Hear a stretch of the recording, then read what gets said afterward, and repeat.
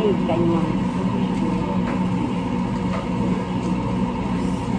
So, ito naman yung sushi rice natin, i-spread lang natin na ganito.